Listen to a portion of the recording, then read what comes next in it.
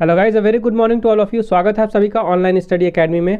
आज डेट है 3 नवंबर 2020 और आज के डेट के जितने भी इंपॉर्टेंट करंट अफेयर्स हैं वो डिस्कस करेंगे हम इस वीडियो में। साथ ही देखेंगे कुछ इंपॉर्टेंट वन लाइनर्स और उसके बाद है क्विज। तो मेक श्योर वीडियो को लास्ट तक जरूर देखिएगा। तो आइए शुरू करते हैं।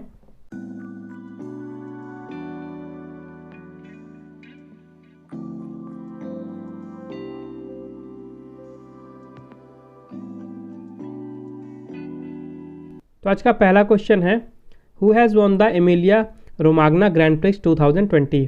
एमिलिया रोमाग्ना ग्रैंड प्रिक्स 2020 किसने जीता है? तो अभी हाल ही में F1 यानी कि फार्मूला 1 वर्ल्ड चैम्पियनशिप 2020 की एमिलिया रोमाग्ना ग्रैंड प्रिक्स आयोजित हुई और वहाँ पे जीते लुइस हैमिल्टन। ओके, इसका राइट आंसर है लुइस हैमिल्टन। वहीं दूसरे नंबर पर रहे वोल्टेरी बोटास, तीसरे पे रहे डैनियल रिकियार्डो और चौथे नंबर पर रहे चार्ल्स लेक्लर्क। और जो लुइस हैमिल्टन है ये रेस करते हैं मर्सिडीज़ के लिए। तो 2020 के फार्मूला 1 वर्ल्ड चैम्पियनशिप में अभी तक जितने भी रेसेस हुई हैं आइए एक बार उनका रिवीजन कर लेते हैं। तो बहरीन जीपी, वियतनामी जीपी और चाइनीज जीपी पोस्टपोन्ड हो गई या यूँ कहें कैंसिल हो गई कोरोना वायरस पेंडेमिक के कारण। उसके बाद हुई थी ऑस्ट्रियन जीपी जिससे जीता था वोल्टेरी बोटास ने। उसके बाद हुई स्टीयरमार्क जीपी जिससे जीता लुइस हैमिल्टन ने। हंगेरियन जीपी भी जीती लुइस हैमिल्टन ने।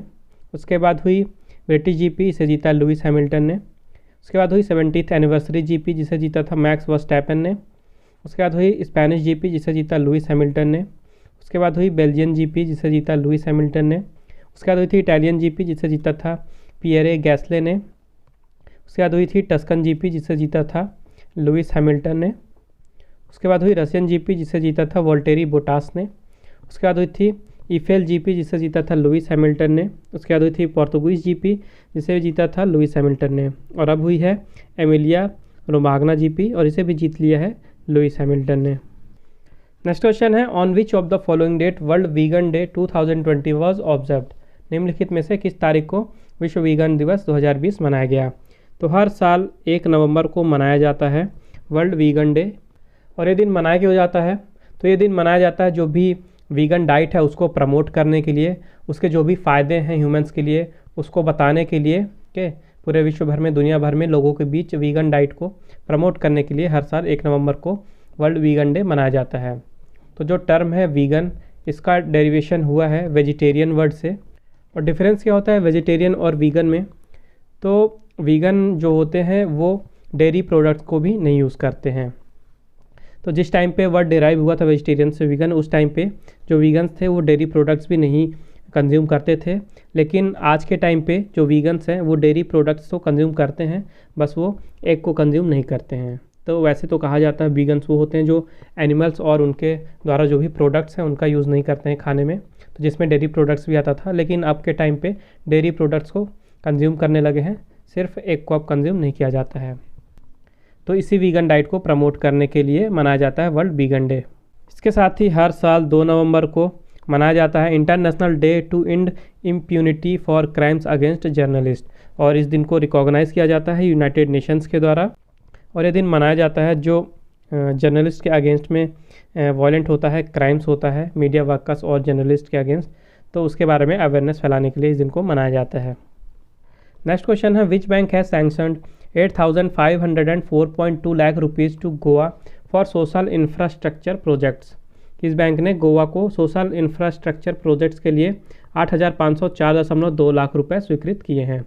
तो अभी हाल ही में नाबार्ड, नाबार्ड जिसका पूरा नाम है national bank for agriculture and rural development, तो नाबार्ड ने सैंक्शन किए हैं गोवा की गवर्नमेंट को 8,504.2 लाख रुपए। और इस अमाउंट को सैंक्शन किया गया है रूरल इंफ्रास्ट्रक्चर डेवलपमेंट फ़ंड के तौर पे, रूरल इंफ्रास्ट्रक्चर डेवलपमेंट फ़ंड यानी RIDF के अंडर में। और इस लोन को सैंक्शन किया है नाबार्ड ने। तो नाबार्ड का पूरा नाम है national bank for agriculture and rural development. इसकी स्थापना हुई थी 1982 में। यहाँ के चेयरमैन हैं GR चिंटाला और इसका हेडक्वार्टर है मुंबई महाराष्ट्र में। और गोवा की बात करें तो गोवा की कैपिटल है पणजी। चीफ मिनिस्टर हैं प्रमोद सावंत और गवर्नर हैं भगत सिंह कोश्यारी। और भगत सिंह कोश्यारी जो हैं ये महाराष्ट्र के गवर्नर हैं और इन्हें गोवा के गवर्नर का भी अतिरिक्त चार्ज दिया गया है। नेक्स्ट क्वेश्चन है, who has been appointed as CEO of electronic sector skill council of India. Electronic sector skill council of India के सीईओ के रूप में किसे नियुक्त किया गया है? तो अभी हाल ही में पीवीजी मेनन को नियुक्त किया गया है electronic sector skill council of India के सीईओ के रूप में, यानी कि ईएसएससीआई के नए सीईओ बने हैं पीवीजी मेनन। उसके अलावा जो अदील सुमरीवाला हैं, इन्हें अभी हाल ही में एएफआई यानी कि एथलेटिक्स फेडरेशन ऑफ इंडिया के नए प्रेसिडेंट के रूप में नियुक्त किया गया है। जो अपूर्व चंद्रा जी हैं, इन्हें अभी हाल ही में जो आईएलओ है यानी कि इंटरनेशनल लेबर ऑर्गेनाइजेशन, वहाँ पे गवर्निंग बॉडी के चेयरपर्सन के रूप में नियुक्त किया गया है। और जो बिम्बधर प्रधान हैं, इन्हें अभी कुछ ही दिनों पहले नेशनल ह्यूमन राइट काउंसिल यानी एनएचआरसी के सेक्रेटरी जनरल के रूप में नियुक्त किया गया है। तो इसके पहले जो पीवीजी मेनन जी थे, ये वैन कंसल्टिंग प्राइवेट लिमिटेड में प्रेसिडेंट और सीईओ के रूप में कार्यरत थे। और जो ईएसएससीआई है यानी electronic sector skill council of India, ये काम करती है एनएचडीसी यानी कि नेशनल स्किल डेवलपमेंट कॉरपोरेशन और उसके साथ ही ministry of electronics and IT के साथ मिलके, और इसका काम है इंडस्ट्री में स्किलिंग और रीस्किलिंग सर्विसेज को प्रोवाइड कराना। नेक्स्ट क्वेश्चन है, who has won gold medal in first Alexis Vastine international boxing tournament? हाल ही में हुए पहले Alexis Vastine international boxing tournament में किसने स्वर्ण पदक जीता है? तो अभी हाल ही में फ्रांस के नैंटेस में आयोजित किया गया था first ever Alexis Vastine international boxing tournament, और वहाँ पे भारत की तरफ से गोल्ड मेडल जीता है अमित पंघल ने, आशीष कुमार ने और संजीत ने। तो इसका राइट आंसर हो जाएगा all of these. Amit Panghal, Ashish Kumar और संजीत तीनों ने ही गोल्ड मेडल जीता है। अमित पंघल ने जीता है 52 किलोग्राम की कैटेगरी में, आशीष कुमार ने जीता है 75 किलोग्राम की कैटेगरी में और संजीत ने जीता है 91 किलोग्राम की कैटेगरी में। और ये टूर्नामेंट ऑर्गेनाइज कराया गया था 27 अक्टूबर से लेकर 31 अक्टूबर तक, और इसे ऑर्गेनाइज कराया गया था AIBA यानी कि इंटरनेशनल बॉक्सिंग एसोसिएशन, उसके साथ ही FFBOXE यानी कि फ्रेंच बॉक्सिंग फेडरेशन, और उसके साथ ही EUBA यानी कि यूरोपियन बॉक्सिंग फेडरेशन के। तो 3 संस्था ने मिलकर ऑर्गेनाइज कराया था इसे, AIBA, FFBOXE और EUBA, और यहाँ पे 10 कंट्रीज़ ने पार्टिसिपेट किया था। तो अमित पंघल ने जीता है 52 किलोग्राम की कैटेगरी में गोल्ड, आशीष कुमार ने जीता है 75 किलो की कैटेगरी में गोल्ड और संजीत ने जीता है 91 किलो की कैटेगरी में गोल्ड। वहीं कविंदर सिंह बिष्ट ने जीता है 57 किलोग्राम कैटेगरी में सिल्वर, शिवा थापा ने जीता है 63 किलोग्राम कैटेगरी में ब्रॉन्ज, सुमित सांगवान ने जीता है 81 किलोग्राम की कैटेगरी में ब्रॉन्ज और सतीश कुमार ने 91 प्लस कैटेगरी में जीता है ब्रॉन्ज मेडल। नेक्स्ट क्वेश्चन है, which ministry has plan to set up strategic policy and facilitation bureau? किस मंत्रालय ने रणनीतिक नीति और सुविधा ब्यूरो स्थापित करने की योजना बनाई है? तो आयुष मंत्रालय जो है, आयुष मिनिस्ट्री और इसके साथ ही इन्वेस्ट इंडिया आयुष मिनिस्ट्री और इन्वेस्ट इंडिया मिल के स्थापना करेंगे strategic policy and facilitation bureau यानी कि रणनीतिक नीति और सुविधा ब्यूरो का, और ये काम करेगा आयुष मंत्रालय के ग्रोथ के सेक्टर में। तो ये ब्यूरो आयुष मंत्रालय की हेल्प करेगा, जो भी आयुष मंत्रालय के द्वारा स्ट्रैटेजी बनाई जाएगी, जो भी पॉलिसी बनाई जाएंगी, जो भी इनिशिएटिव शुरू किए जाएंगे आयुष मंत्रालय के द्वारा, तो ये ब्यूरो इसमें हेल्प करेगा आयुष मंत्रालय की।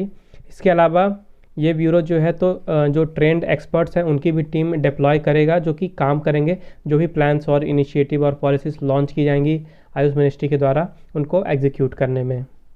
तो इस तरह से ये जो ब्यूरो है ये आयुष मंत्रालय की मदद करेगा उनके शॉर्ट टर्म और लॉन्ग टर्म दोनों ही टारगेट्स को अचीव करने में, और इस तरह से ये हेल्प करेगा आयुष मिनिस्ट्री की उसके ग्रोथ में। नेक्स्ट क्वेश्चन है, which country has chaired the recently held BRICS business forum? किस देश ने हाल ही में आयोजित ब्रिक्स बिजनेस फोरम की अध्यक्षता की है?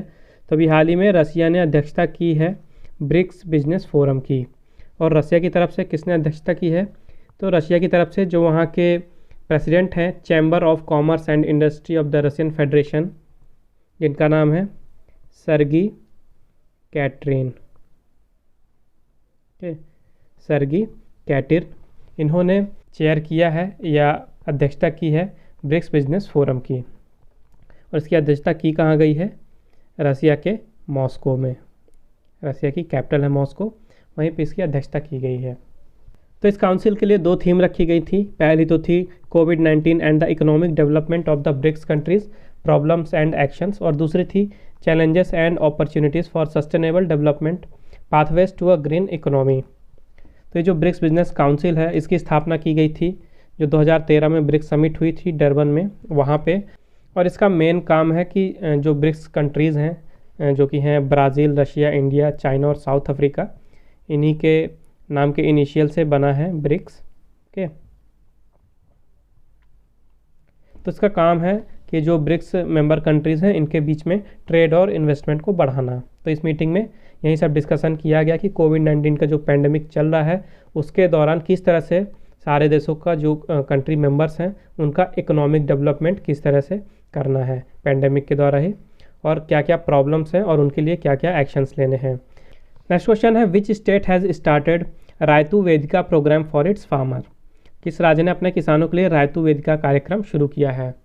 तो अभी हाल ही में तेलंगाना सरकार ने अपने राज्य के किसानों के लिए शुरू किया है रायतू वेदिका कार्यक्रम।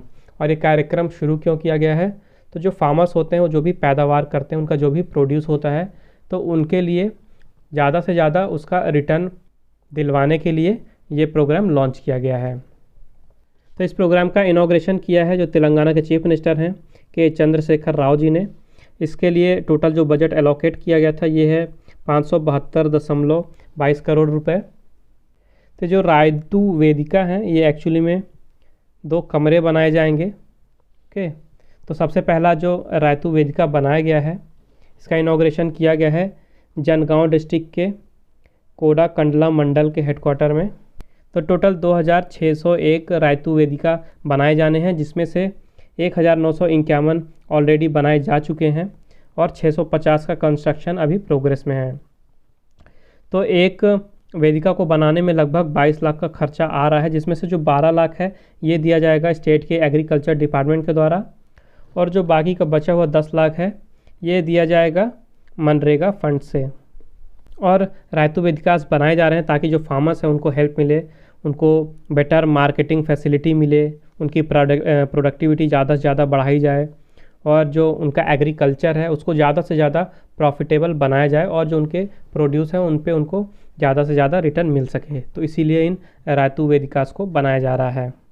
तो बात करें तेलंगाना की, तो यहाँ के चीफ मिनिस्टर हैं के चंद्रशेखर राव, गवर्नर हैं तमिलिसाई सुंदराराजन, और कैपिटल है हैदराबाद। नेक्स्ट क्वेश्चन है, which bank has tied up with education platform edX to offer open online courses? किस बैंक ने ओपन ऑनलाइन पाठ्यक्रमों के लिए शिक्षा मंच एडएक्स के साथ समझौता किया है? तो अभी हाल ही में एसबीआई यानी कि स्टेट बैंक ऑफ इंडिया ने टाई अप किया है एजुकेशन प्लेटफॉर्म जिसका नाम है एडेक्स उसके साथ, और इस टाई अप के द्वारा जो स्टेट बैंक ऑफ इंडिया है ये ऑफ़र करेगा ओपन ऑनलाइन कोर्सेज के प्लेटफॉर्म पे ओपन ऑनलाइन कोर्सेज प्रोवाइड कराए जाएंगे एसबीआई के द्वारा। और ऐसा किया जा रहा है ताकि आज के कॉम्पिटिटिव वर्ल्ड में जो भी इंडिविजुअल्स हैं उनको उनके अंदर कैरियर ओरिएंटेड स्किल डेवलप की जा सके, उनको एक तरह से ट्रेन किया जा सके आज के कॉम्पिटिटिव वर्ल्ड के लिए। तो एसबीआई के द्वारा इनिशियली 3 कोर्सेस ऑफर किए जाएंगे जो कि है unleashing creativity at the work place, दूसरा है relationship marketing strategy for financial services, और तीसरा है कॉन्फ्लिक्ट रिजोल्यूशन।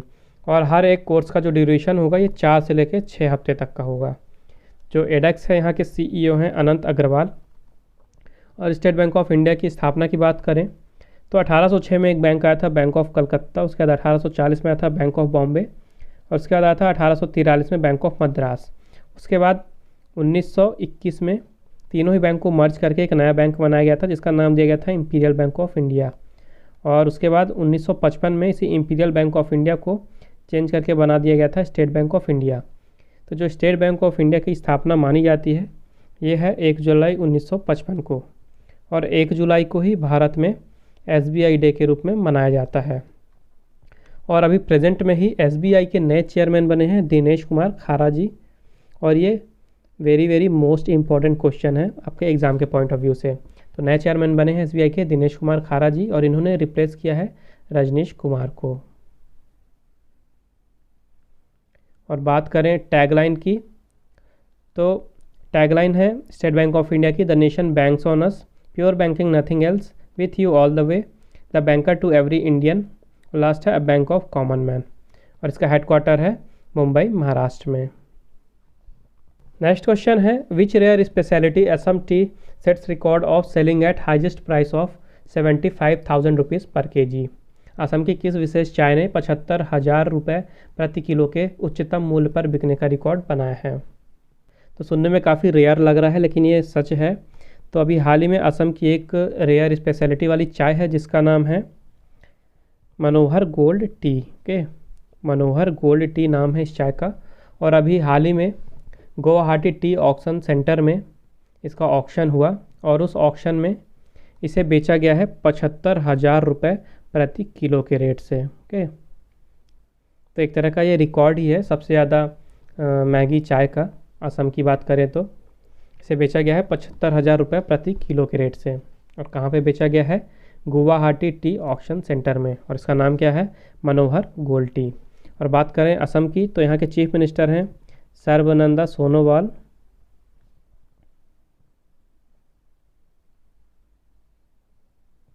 गवर्नर हैं यहाँ के जगदीश मुखी।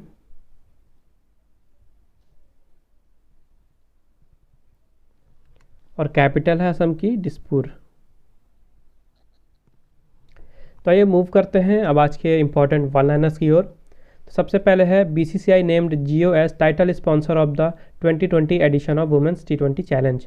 तो मेंस का जैसे IPL हो रहा है T20 tournament, Indian premiere league, तो उसी तरह वुमेंस का भी होने वाला है टूर्नामेंट T20 का, और उसे नाम दिया गया है वुमेंस T20 चैलेंज।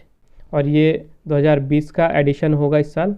और इसी 2020 के एडिशन के लिए जो टेलीकॉम सेक्टर है जियो को टाइटल स्पॉन्सर बनाया गया है BCCI के द्वारा। नेक्स्ट है first actor to play James Bond Sean Connery passed away recently. तो आपने सुना होगा, काफ़ी फेमस मूवीज़ हैं जेम्स बॉन्ड की सीरीज़ की। तो जो सबसे पहले अभिनेता हैं जिन्होंने जेम्स बॉन्ड का रोल प्ले किया था उनका नाम था सीन कॉनेरी, और हाल ही में उनका निधन हो गया है। नेक्स्ट है Aleem Dar sets world record for most ODIs as umpire by standing in his 210th match. तो पाकिस्तान के अंपायर हैं आलिम दार, तो उन्होंने हाल ही में वर्ल्ड रिकॉर्ड बनाया है सबसे ज़्यादा वनडे मैचेस में अंपायरिंग का। और अभी हाल ही में उन्होंने अपने 210वें वनडे मैच में अंपायरिंग की है। और लास्ट है Assam public service commission has introduced transgender category in the application form. तो अभी हाल ही में असम लोक सेवा आयोग ने वहाँ के आवेदन पत्र में ट्रांसजेंडर्स की श्रेणी की शुरुआत की है। तब समय आज के क्विज का क्वेश्चन है which place has become first Ramsar site of Uttarakhand. कौन सा स्थल उत्तराखंड का पहला रामसार साइट बन गया है? तो मेक श्योर इस क्वेश्चन का आंसर जरूर दें कमेंट बॉक्स में। आइए देखते हैं कल का क्वेश्चन। कल मैंने आपसे पूछा था विच state has topped in the anaemia मुक्त भारत इंडेक्स। एनीमिया मुक्त भारत सूचकांक में कौन सा राज्य शीर्ष स्थान पर है? तो इसका राइट आंसर है हरियाणा। हरियाणा रहा है शीर्ष पर एनीमिया मुक्त भारत इंडेक्स में। तो आज का सेशन यहीं समाप्त होता है। आई होप आपको ये वीडियो हेल्पफुल लगी होगी। अगर आपको वीडियो अच्छी और हेल्पफुल लगी है तो मेक श्योर वीडियो को लाइक कीजिए, शेयर कीजिए और चैनल को सब्सक्राइब कीजिए। अगर आपको आज के वीडियो का PDF चाहिए तो मैंने डिस्क्रिप्शन में टेलीग्राम चैनल की लिंक दे दी है। आप हमारे टेलीग्राम चैनल पर जाके आज का PDF डाउनलोड कर सकते हैं। उसके साथ ही आप फेसबुक में मुझे फॉलो कर सकते हैं ऑनलाइन स्टडी अकेडमी 20 में, और आप इंस्टाग्राम में मुझे फॉलो कर सकते हैं online.study.academy सर्च करके। तो मिलते हैं कल फिर एक नए वीडियो में कुछ नए करंट अफेयर्स के साथ, और साथ में देखेंगे कुछ इंपॉर्टेंट वन लाइनर्स और क्विज तो होगा ही। तो मेक श्योर कल भी आप हमारे साथ इसी टाइम पे जुड़े। तब तक के लिए take care and thank you guys.